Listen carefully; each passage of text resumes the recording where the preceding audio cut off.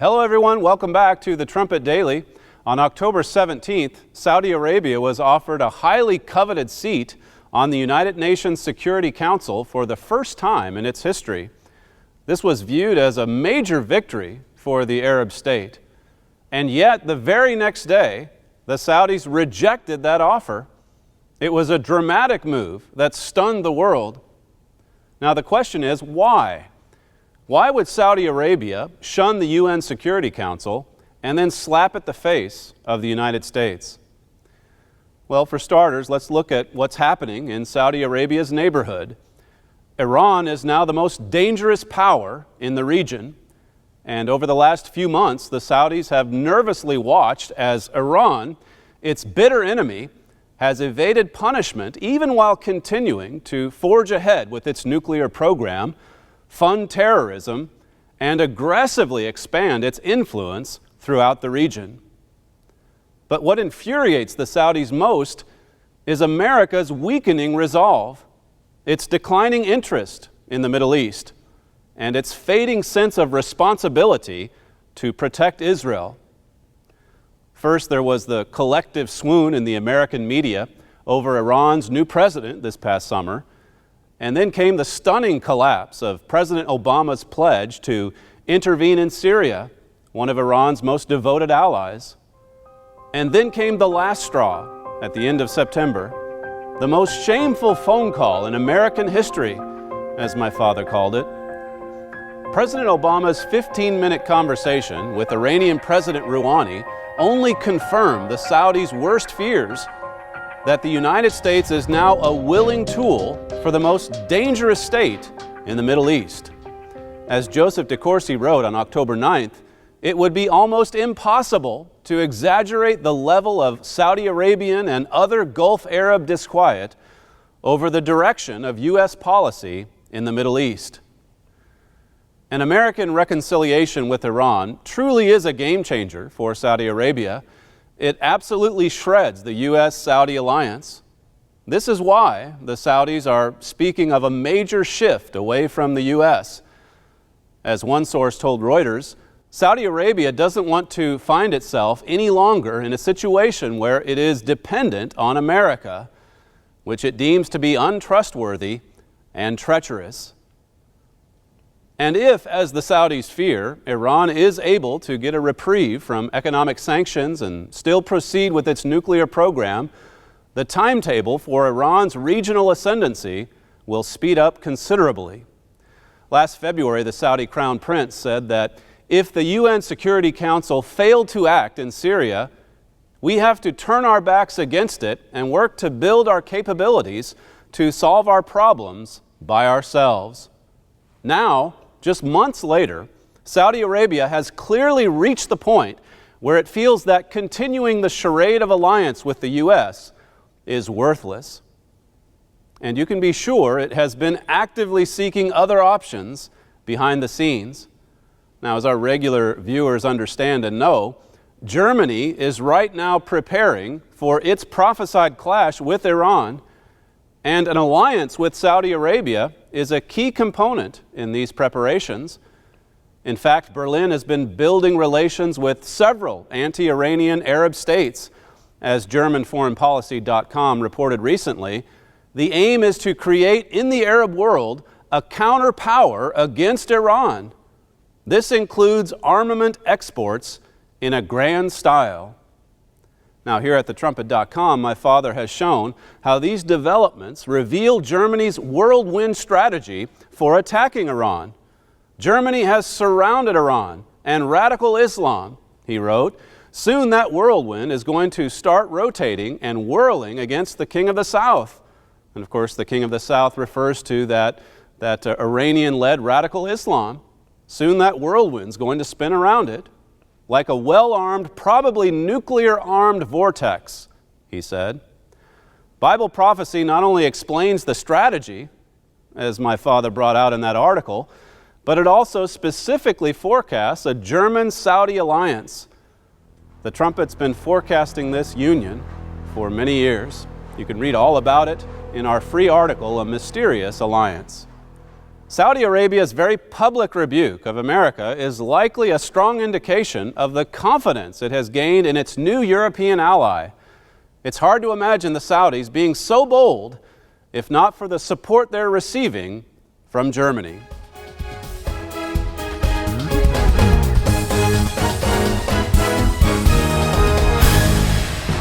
The Philadelphia Church of God presents the Trumpet Daily.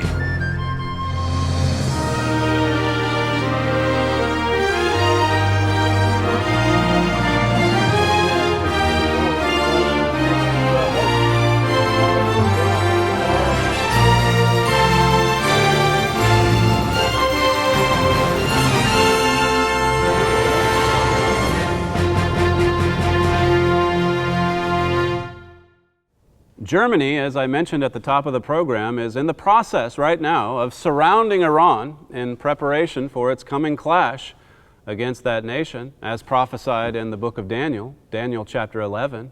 I just wanted to quote to you from a report that came from GermanForeignPolicy.com. This is from October the 25th.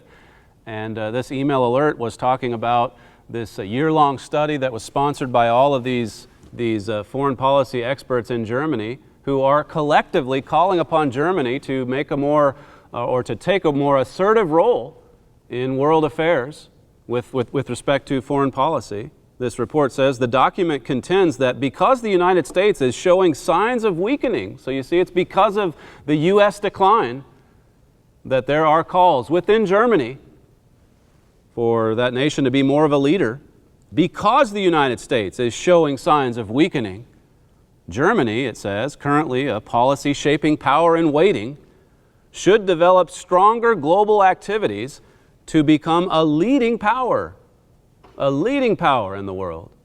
It goes on and says this does not merely mean taking on troublemaker countries such as Iran and Venezuela, but also finding the appropriate means for handling emerging countries. But notice it specifies there that it may have to take on Iran and Venezuela. And of course, with respect to Iran, we've been talking about this, as I said at the top of the program, for a number of years. But Germany's rise in power is not something that we see just in the Middle East.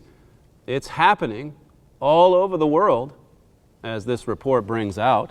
I'd like to read just another report from Spiegel Online. This is from October the 31st.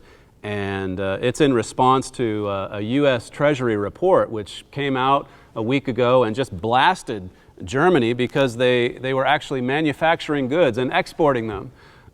They were actually making money, in other words. And the U.S. Treasury said that, well, they're exporting too much and they need to try to balance it more so that other nations in Europe can catch up. Notice what Spiegel Online had to say.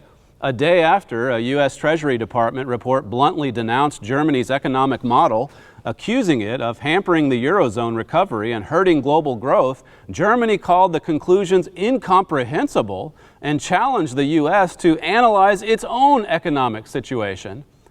It says the Treasury's semi-annual currency report criticized Germany's over-reliance on exports, a high current account surplus, and weak domestic demand. So they're exporting like crazy and making a lot of money because of it, even passing China along the way. It says the German Economics Ministry responded in a statement with equally harsh words, saying that Germany's surplus is a sign of the competitiveness of the German economy and global demand for quality products from Germany. I mean, the title of this article is Germany Seethes at U.S. Economic Criticism. And really, it's hard to fault Germany's reaction, particularly when you consider what's happening to America's financial house as we just dig deeper and deeper and deeper into debt. Just last week, we had a visit, or a congressman, a representative in the House of Representatives out in Washington that came and gave a speech here in Armstrong Auditorium. Representative James Lankford. It's the second time that he's been to Armstrong Auditorium, and just to set up what I want to read after his comments, I'd like to cut away to a clip from Mr. Lankford's visit. United States Congressman James Lankford visited Armstrong Auditorium on October 31st to deliver a legislative update and take questions from about 200 students, faculty, and guests of Herbert W. Armstrong College. Introduced by the college's public relations director Shane Granger as a man of faith and family and a defender of religious freedom, Lankford discussed a number of topics, including the recent federal government shutdown, the controversial Affordable Care Act, and Washington's unsustainable deficit spending. We're honored to have you here again. Welcome back. Good to see you again. After being welcomed by HWAC Chancellor Gerald Flurry, Lankford took the Armstrong Auditorium stage and spoke for an hour. We have over $17, not billion, trillion dollars in debt as a nation, in just our actual paper debt. Our total obligations are right at $71 trillion. That's the total promises that's been made to the generations that are alive right now, 71 trillion. At some point we have to stop and say, gosh, that seems like a lot of money. Can we pay that? If you took every single person in the United States, every person, and took their salary and gathered it all together right now, every single person, everything they made for the next year, and took that money and brought it into the government, you still couldn't equal our debt. We're deep. And this is not a simple solution.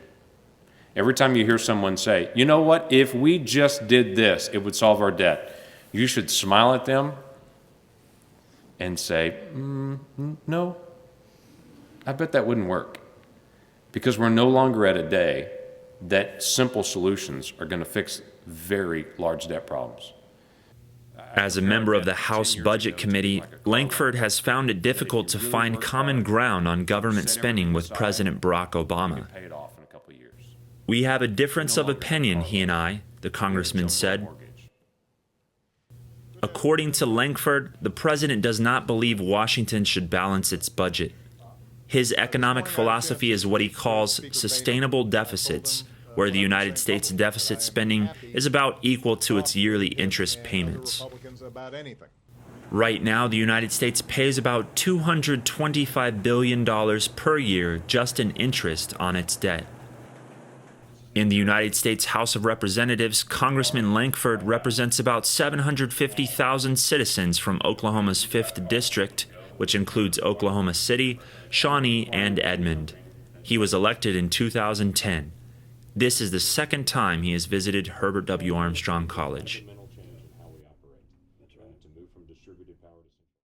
At a recent speech he gave here at Armstrong Auditorium, U.S. Congressman James Lankford talked about the economic philosophy that President Obama has in Washington. It's something the president calls sustainable deficits, which essentially means just keep right on borrowing more money.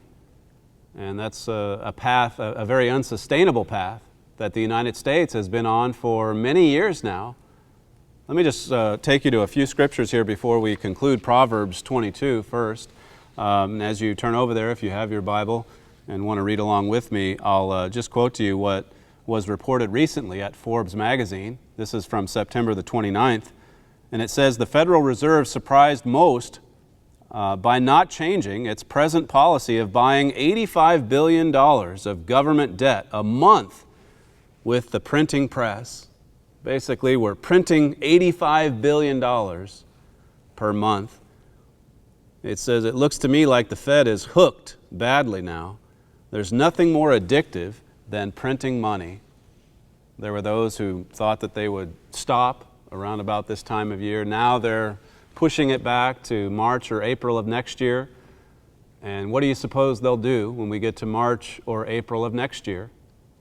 Because they're badly hooked on printing money, hooked on it like they are a drug. It says Wall Street's happy, large corporations now enjoying some of the largest profit margins in history. They're happy. Middle America is supposedly happy. In any case, the economic advisors say that they would be more unhappy if the Fed wasn't printing money to keep mortgage rates low and supposedly unemployment better than it would otherwise be. It says this is what usually happens. In mid-1919, the German government had been printing money for 5 years to help fund war expenditures. It had gone pretty well. The German-based money supply had expanded by 6 times, but it seemed there were no major ill effects. Yes, the value of the mark had fallen to half of its pre-war value by that point, but this was spread over 5 years, and the people were distracted by other issues. I mean, this is exactly what happened there in that period leading up to World War II, and it's happening here. He writes, they kept doing it. They just kept right on printing until everything crashed. We will likely keep doing it too, says Forbes. It may even ramp up further. Some people think the Fed could be printing money at double the present pace by the end of 2014. And why not? The article asks. Double the present pace, upping it to $160 or $170 billion per month. Is that sustainable? Deficit spending like that, is that going to be sustainable? Look at what the proverb says here, Proverbs 22 and verse 7. It says, the borrower is servant to the lender. How much longer can the world's biggest debtor nation by far project any kind of power around the world? I mean, we've already seen here with just some of the reports we've read today how there are calls in Germany for Germany to take a lead role in the world. We've seen how the United States has lost Saudi Arabia because Saudi Arabia knows that America's position is weakening. And then America actually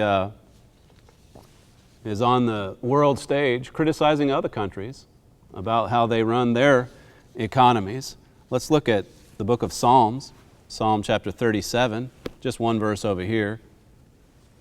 Not unlike the proverb we just read. This is verse 21. I'll read it in the Revised Standard Version. It says, the wicked borrows and cannot pay back, but the righteous is generous and gives. See, the wicked just go right on borrowing, hooked on this drug, hooked on printing more dollars, printing more money, and we've dug ourselves into a pit that we will not get out of. We can't possibly get out of it. And we'll have more reports with some excerpts from Congressman Langford's speech from last week. He had a lot to say about the U.S. economy, and even on his own website, he's got the debt clock running, so he really serves on the budget committee, and he keeps a close eye and has very conservative views when it comes to American spending as we dig ourselves deeper and deeper and deeper into a hole. Herbert W. Armstrong wrote many years ago, this was back from 1983, as he was preparing people, readers of the Plain Truth magazine that went out to millions of readers. He was preparing Americans and people across the British Empire. Of course, that empire has since fallen. But he was preparing our peoples for the economic collapse that's coming. Notice what he wrote. He says, today Britain has lost her empire.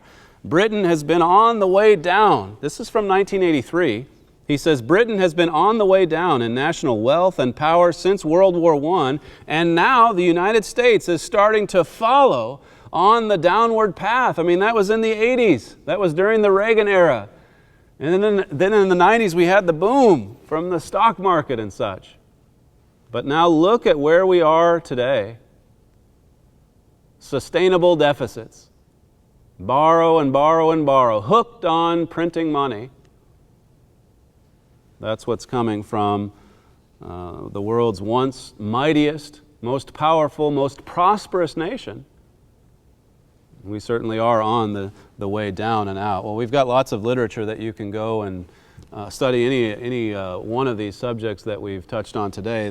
What we hit upon at the top of the program about Saudi Arabia and America losing Saudi Arabia, or Saudi Arabia bolting from America, depending on how you look at it, I suppose. The Trumpet Weekly, we produce this every week, every Friday, and send it to all those subscribers. We email it to subscribers, but that article that we relied upon for the top of the program today was featured just this past Friday. And then also this booklet, Solve Your Money Troubles. It certainly looks at some of the problems that we see in our society today, and then helps you to understand what it is that you can do to, as Mr. Armstrong warned back there in 1983, to prepare for what's ahead. All right, we're going to conclude on a positive note here with this episode. We're going to cut away now to an interview that we taped earlier with our concert manager here at the auditorium, and he's going to give us a little bit of a preview of some of the upcoming concerts that we have that are going to be performing right here on this stage.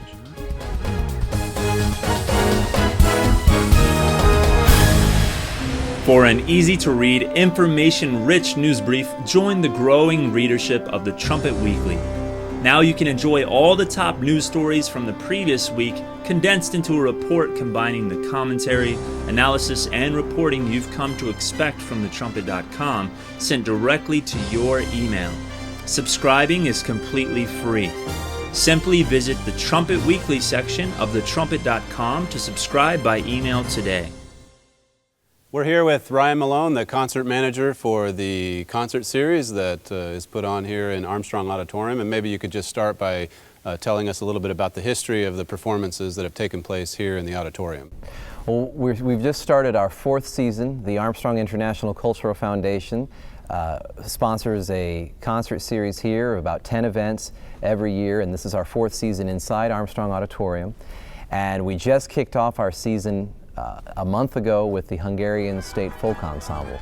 And so that was a really exciting way to get the series started. It was just filled with high-octane, boot-stomping excitement with all the different kinds of dances that they had. There was a live gypsy orchestra on stage. It was just really a festive event to kick off what's going to be a great season here. And then we've got a couple of performances coming up. Yes, we have the Canadian Brass coming back to our campus. They've been here before, but this will be the first time they've performed in the new venue. We're really excited to see them perform. That'll be Thursday night, November 7th. And they're just completely entertaining, but also just extremely skilled at what they're doing. Their program Thursday night is called the Almost Too Serious Recital Program. They're known for their tuxedos and tennis shoes. That really embodies their performance style. There's really a sophistication to how they play, but yet there's just a fun spirit. You know, they're doing everything from Bach to Fats Waller, so everything in between as well. So it's going to be a really fun night. There's even a little play acting they do at the end with their brass instruments and a little story they tell. So it's just going to be a really fun, family-friendly night. So that's this Thursday, and if there's anybody in the local area, the Oklahoma area, how would they go about attending the performance? Well, you can go to our website, armstrongauditorium.org, armstrongauditorium.org, or call the box office at 285-1010. And this concert in particular is in high demand. It's almost sold out. We do have a few tickets left, so they will want to act fast. We do feel there'll be a few at the door, but if they want to be sure they have tickets for Thursday night, they need to get to the website and they can get their tickets right away. And then there's also an event coming up this Sunday, you said? Right. There's the college also sponsors events here in the auditorium, and this Sunday they're pleased to host the debut performance of a new ensemble right here in Edmond. It's the Edmond Chamber Orchestra. And it's the brainchild of Dr. John Clinton, who was the Dean of Arts and Sciences there at UCO and teaches at the Norman Public Schools as well. And he and Dr. Tess Ramey Schumacher, a great cellist over there at UCO, put their heads together and came up with this group, an Edmond-based orchestra. And it's a small orchestra, and it's it's comprised mostly of UCO music faculty. And so they're going to be performing a couple times a year is their plan, but to kick them off, we're going to do it here, and then before they move on to other venues in the area. But we're really excited to bring that in Sunday. And then we have some of our own faculty members. Right. My wife and I will be guest artists on the program. Okay. We're going to be she'll be doing a Bach cantata, gorgeous piece of music, and I'll be doing a Mozart piano concerto, which is just, I think, an exciting, electrifying way to end the program. So we're really looking forward to that Sunday performance. That's at 3 o'clock. And then tickets for that one are available online. Those are available online. It's absolutely free, okay. But people need to reserve them in advance so we know how many are coming and that type of thing. So they just need to go to the same website, armstrongauditorium.org, and reserve their tickets for Sundays 3 p.m. performance with the Okay. Edmund Chamber Orchestra. And then speaking of college events, you've got the Armstrong College that's putting on the David musical, which you've written and composed and all that. That's scheduled for this December. You can tell us a little bit about the dates in a moment, but maybe you can fill in the viewers on just how the preparations and all the practicing and everything is going for the upcoming musical. Yes, absolutely. We've started this fall with the students. It's a campus-wide effort. We have the college involved, we have the Imperial Academy on campus involved, and the Irish Dance School is heavily involved as well. So it really is, it's more than just a musical. There's a lot of step dancing, choreography integrated into the action. So there's a lot of preparation going on, a lot of rehearsing going on in these separate groups, and pretty soon we're going to be putting it all together and putting all those elements together so that we can be ready to perform at the end of December. All right, well, we're looking forward to that. Ryan Malone, concert manager for the concert series here at Armstrong College. Thanks for joining us today. Thanks for having me. And thank you for joining us, and we'll see you next time.